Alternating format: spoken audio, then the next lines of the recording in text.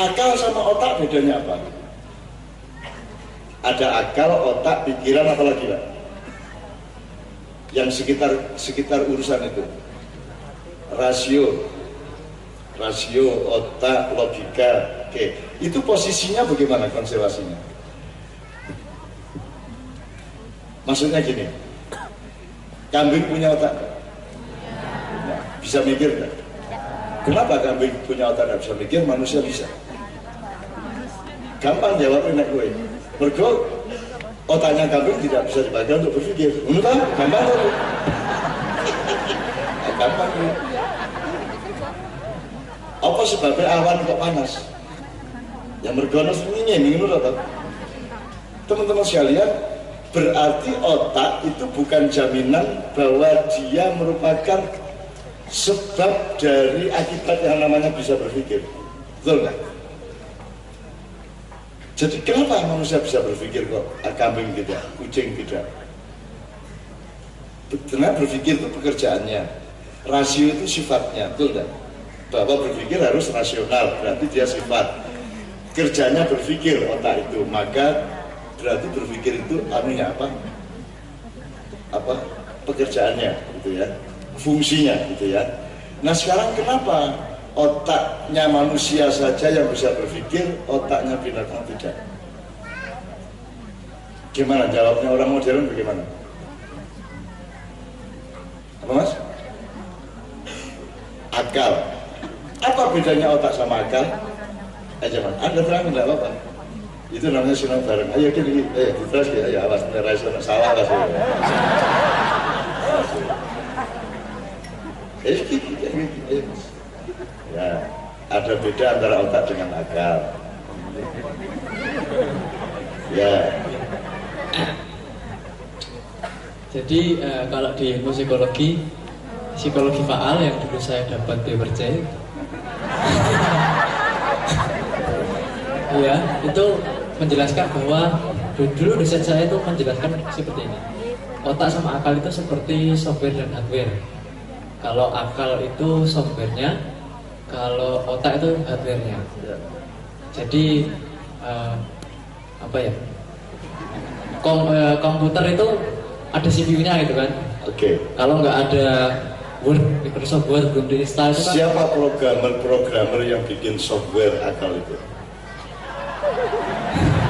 Siapa ya? Allah. Apakah begitu jawaban di ilmu modern? Oh, bukan. Enggak jawabannya dong. Oh, iya. Ya. Kalau Anda menjawab gitu di kampus, di ujian, kira-kira dibener enggak apa ya? Ya ini asli ya. Ya, ini saya senang. Pantas saya dapat Percaya.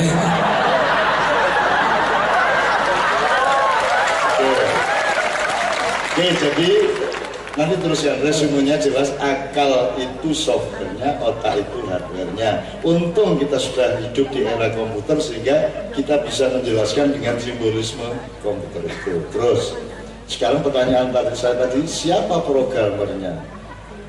Ini akal apa software? Akal apa komputer? Otak apa komputer? Otak.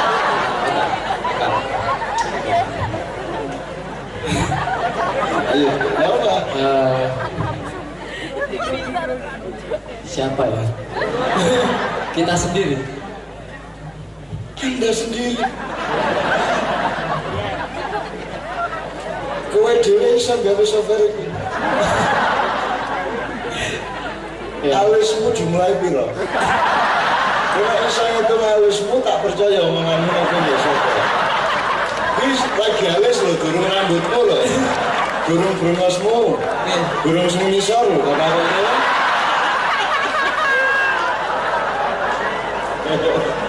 Ora Mas sampai terus Mas.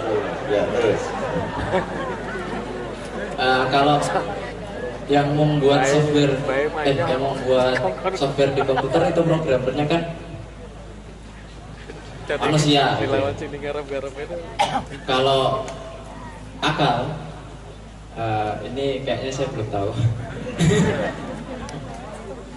Ini itu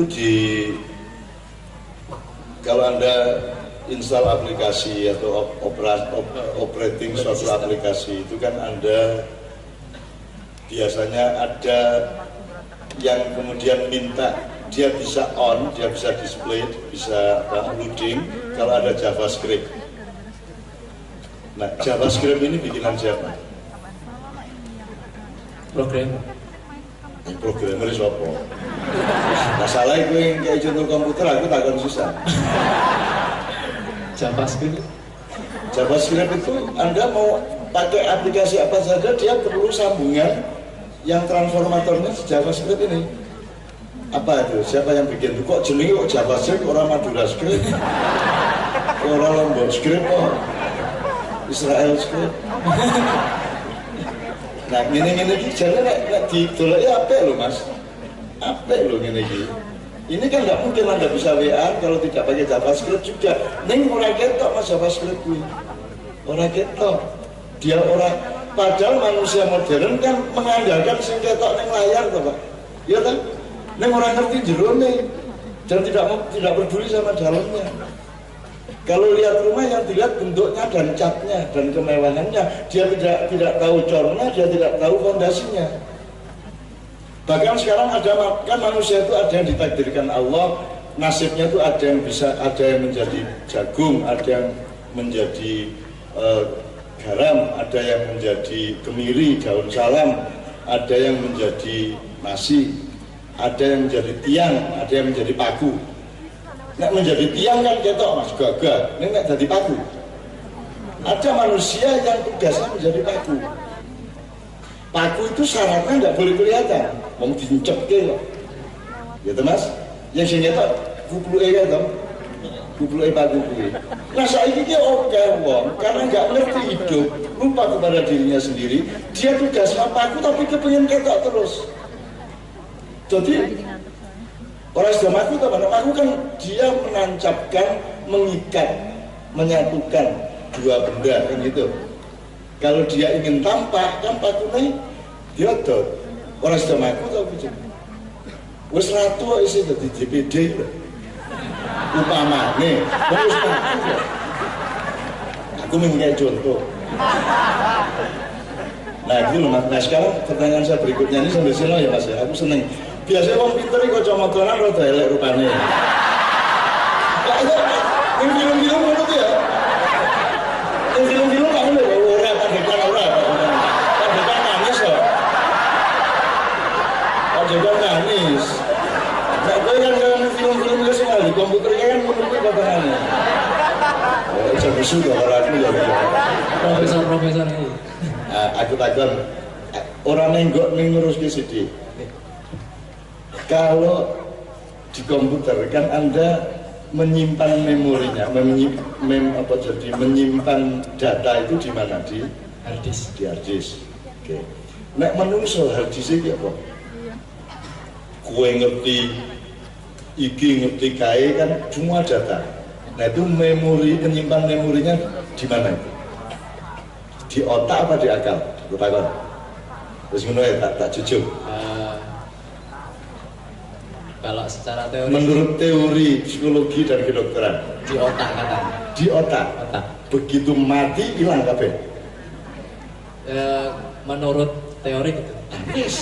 Nek gue percaya gue enak uripmu. Selesai waktu mati.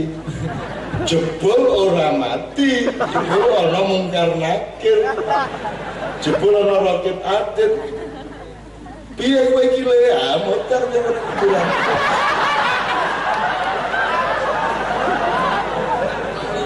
Jadi salah satu kehancuran kita itu karena meskipun kita sudah jadi orang Islam, kita itu tidak percaya bahwa kita itu hidup abadi, bahwa kita itu khalidina fiha, bahwa surga itu nggak besok-besok. Sejak sekarang ini kita sudah menapaki surga. Surga dan akhirat dan dunia itu tidak dua hal, itu satu satuan. Dunia dan akhirat sekarang, besok itu kan satu bulatan. Langit bumi itu tidak sama langit sini bumi. Gue pindah orang bulan, kini dari langit, ya lah, ya lah. Jadi langit bumi itu satu bulatan, satu satuan. Sekarang dan nanti satu satuan. Nah sekarang kalau memorinya disimpan di otak, begitu Anda stroke hilang. Gitu kan? Begitu Anda meninggal, udah wadah, wis ora apa-apa, berarti selesai hidup. Terus gue belajar ngaji